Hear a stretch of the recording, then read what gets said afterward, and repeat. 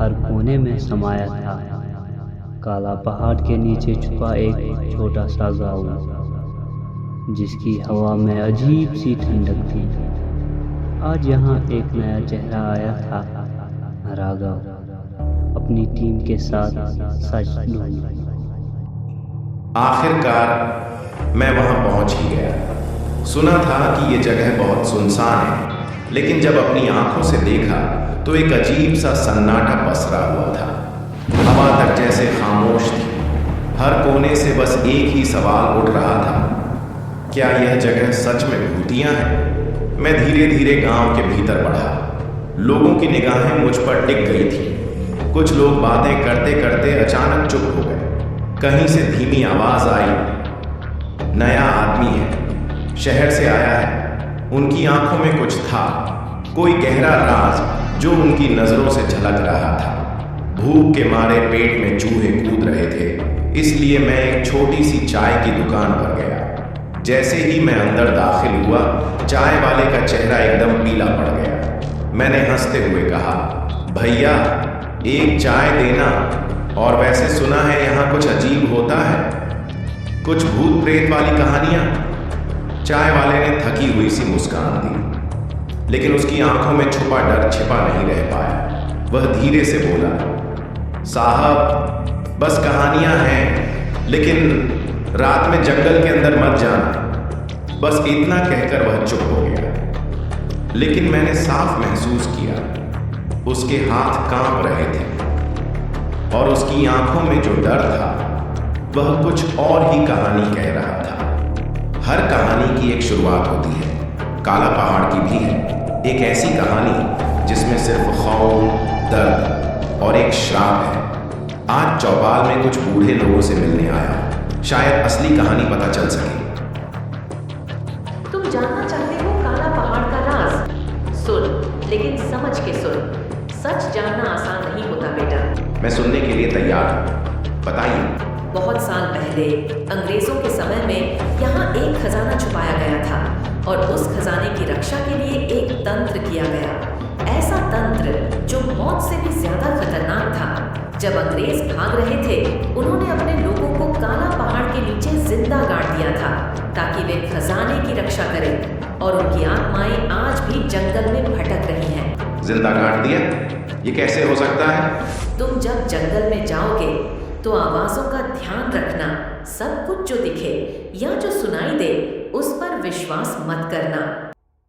मेरे अंदर एक अजीब सा डर घर कर गया था, लेकिन मेरी जिज्ञासा और ज्यादा बढ़ गई थी। मैं जंगल के प्रवेश द्वार पर हूं। हवा ठंडी है और उसमें एक अजीब सी गंध है, जैसे कुछ सड़ रहा हो। ये आवाज कोई औरत रो रही है क्या? काला पहाड़ बुला रहा था और मैं उसकी पुकार सुन रहा था। बस थोड़ा और अंदर जाता, शायद कुछ मिल जाए। मैं अभी भी जंगल में हूं और अब मैं उस पुराने कुएं के बहुत करीब आ गया हूं। पता नहीं क्यों, जब से मैं इस जगह के पास आया हूं, मेरी पुरानी यादें जाग उठी हैं। मुझे बचपन का एक दिन याद आ रहा है।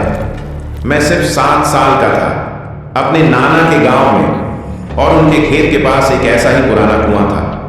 सब कहते थे शाम के बाद उस कुएं के पास मत जाना, पर मैं बचपन की जिज्ञासा में चला गया था।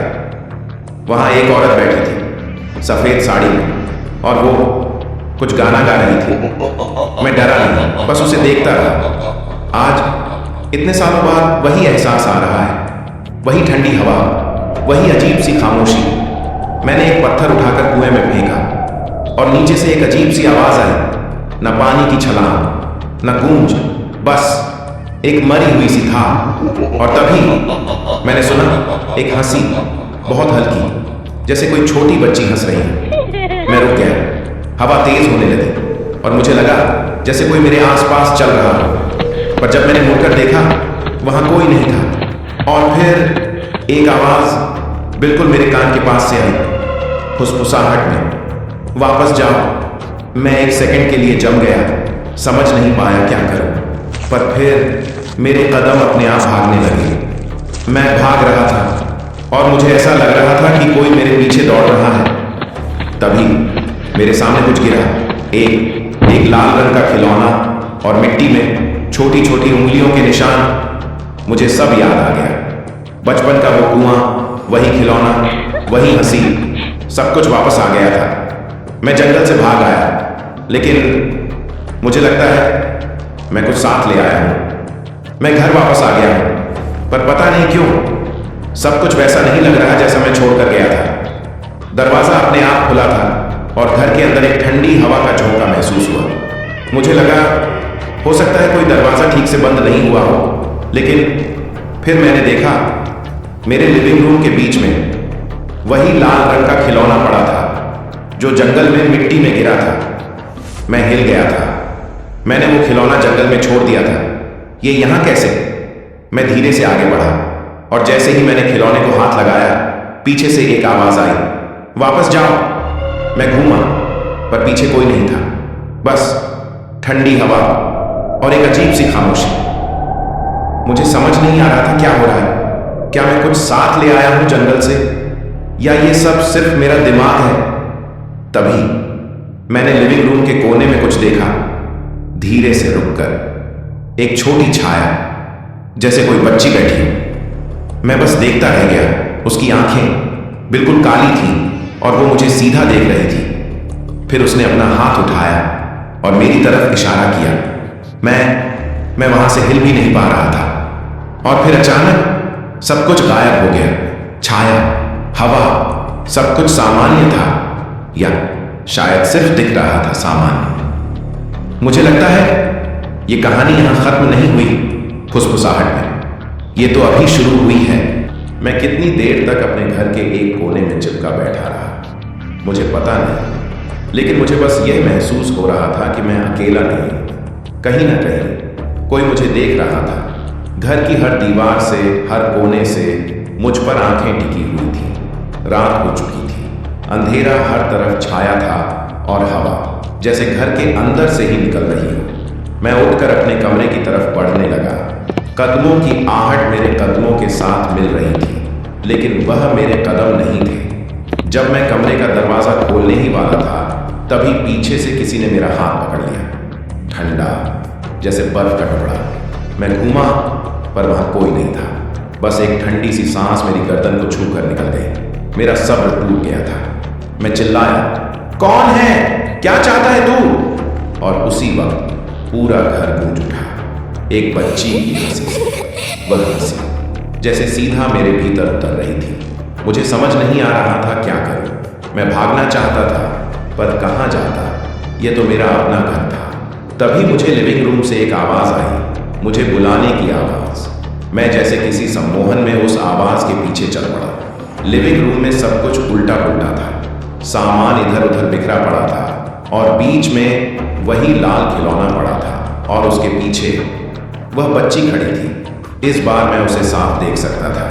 उसकी उम्र ज्यादा नहीं थी, 6 या 7 साल की। कपड़े पुराने, फटे हुए, चेहरा मिट्टी से भरा हुआ और आंखें अब भी वही काली खाली आंखें। पर उसकी आंखों में गुस्सा नहीं था, बस दर्द था।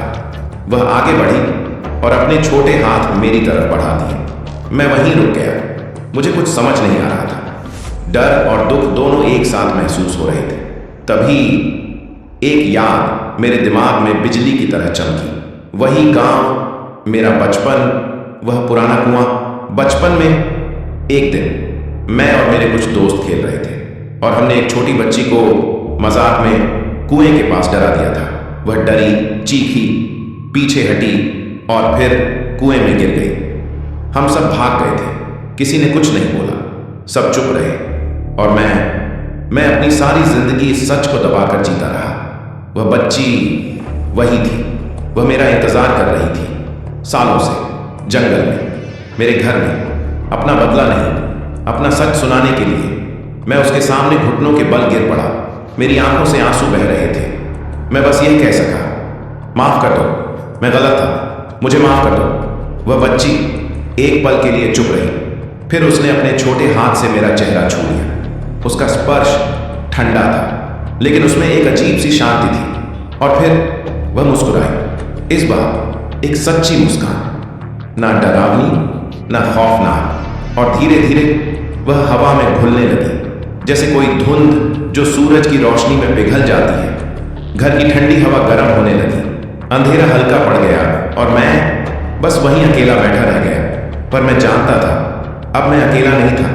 मुझे माफी मिल चुकी थी और वह अब आजाद थी। मैं खुद से खुश नहीं था, पर शायद कहानी का यह अंतिम पन्ना लिखा जा चुका था और इस रात के बाद मैं कभी वापस उस जंगल की ओर नहीं गया। मैंने अब फैसला कर लिया है कि आज से मैं किसी पर जुल्म नहीं करूंगा। सब्सक्राइब